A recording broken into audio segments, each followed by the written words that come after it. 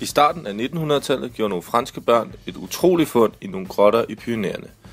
De fandt tegninger af udryddede dyr, som var over 35.000 år gamle. Disse tegninger er de ældste registrerede tegninger, og siden fundet er der dukket mange lignende tegninger op.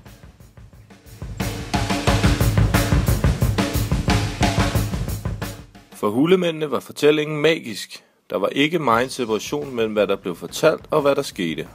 For ham var det logisk, at hvis man kunne beskrive en god jagt og bringe fortællingen videre til dem, der ikke var til stede, ville fortællingen blive en succes. Men når det ikke altid lykkedes, besluttede de sig for at tegne fortællingen i stedet. Hullerne i Lascaux og andre fra samme periode er ikke bare vores første fortællende kunst, men også vores første visuelle kunst, vores første tegnefilm og vores første fortællende slideshows.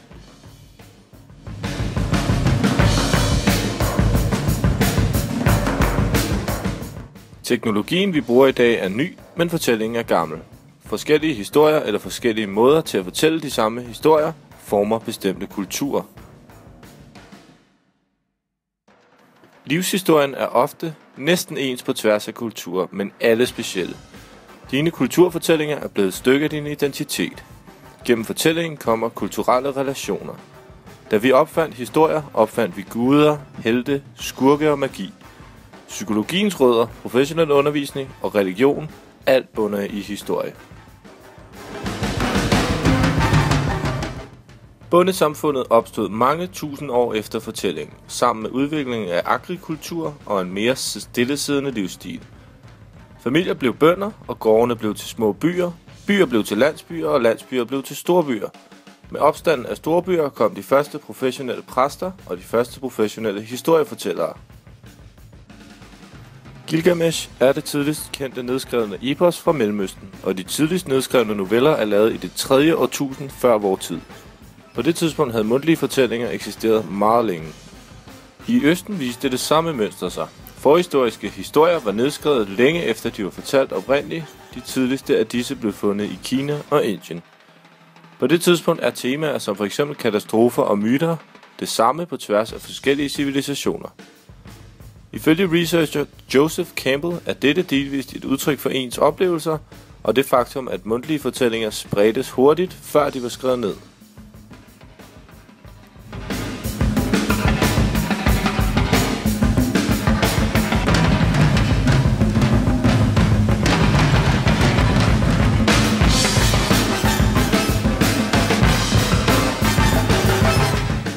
Som udtryk for, at den mundtlige fortælling rejste hurtigt og vidt, kan nævnes, at de første skrevne fortællinger minder meget om hinanden, uanset om de er fundet i Kina eller Egypten.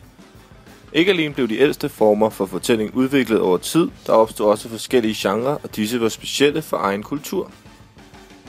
Med tiden opstod forskellige genrer inden for historiefortælling. Epos som det før nævnte Gilgamesh og andre historier om guder blev sunget eller fortalt af professionelle fortællere til musik, ligesom en skjald.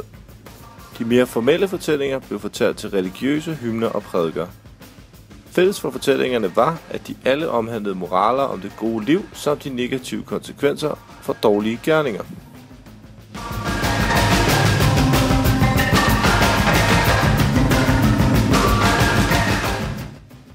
Pesten i middelalderen i Europa var ikke delt med resten af verden. Mellemøsten for eksempel oplevede en renæssance, og Kina og Indien oplevede stabile voksne kulturer, undtagelsesvis i krigsperioden mod mongolerne. I denne periode formede og ændrede fortælling kultur, mens kulturen formede og ændrede fortællingerne. Gamle græske grene af teater blev opfundet af den katolske kirke. Det var en mulighed for at fortælle historierne dramatisk og didaktisk og sprede det budskab, man ønskede. I og med de fleste ikke kunne læse og ikke kunne latin, som var det sprog, der blev brugt i det offentlige, var disse teaterstykker en mulighed for at få en historie fra Bibelen fortalt.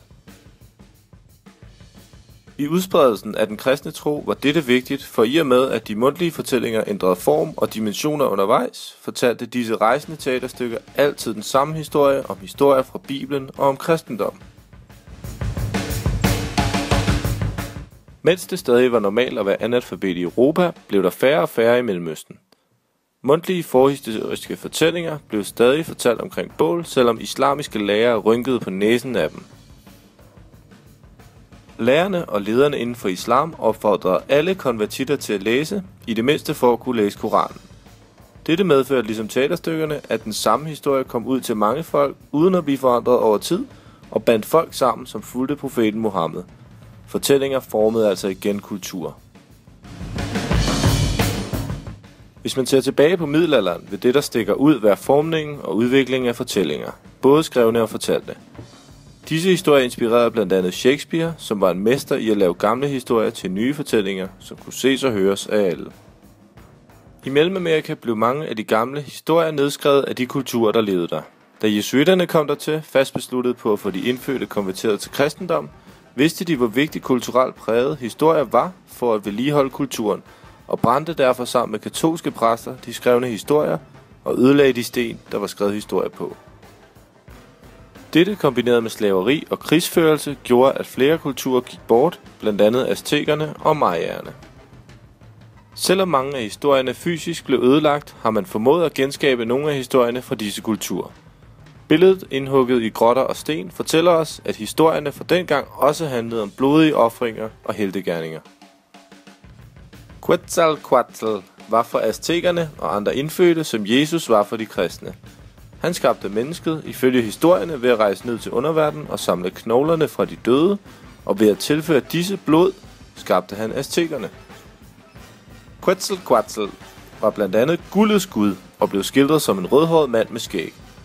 Så da han tog afsted væk fra aztekerne, sagde han til dem, at han ville returnere om et år.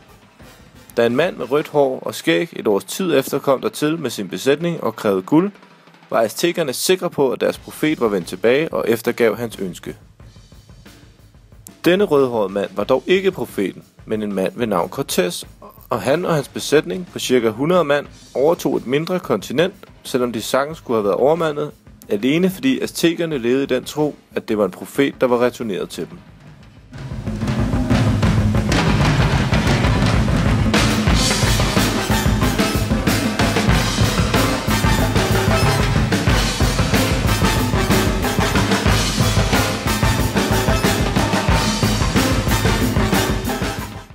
Dette sætter en fed streg under, hvilken betydning historier og fortællinger kan have for mennesket. I dag er det meste af den industrialiserede verdens kultur omfattet af de skrevne historier. Fortællinger er primært genfortalt i bøger, i film eller på internettet. Det er nu primært i hjemmet og ved særlige arrangementer og events, at historiefortælling i sin mundtlige, originale form bliver brugt.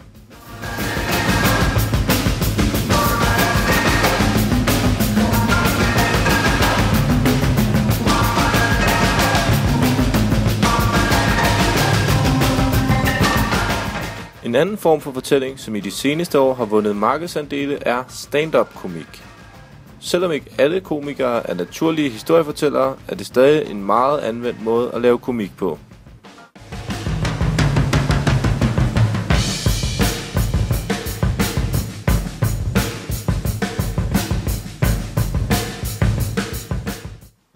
I mange tredje verdens lande og i de dertilhørende kulturer kan man stadig finde lokale historiefortællere. Bedstefædre og mødre, som ofte rejser rundt for at fortælle, og også fortæller hjemme ved særlige lejligheder. Historier bliver i dag fortalt af flere grunde. Underholdning, at fremme kulturel forståelse og stolthed, eller blot at lære historie og traditioner fra sig. Som antallet af maskiner og medier, der kan hjælpe os med fortælling, stiger, ændres historiefortælling og kulturen omkring den. Traditionelle mundtlige fortællinger uddør stille og roligt og bliver erstattet af videoer, internettet, radioer og andre nye medier, som også fortæller historier, bare på en anden måde. Fremtiden for den mundtlige fortælling er uvis, og om den overlever, kan vi kun gætte på.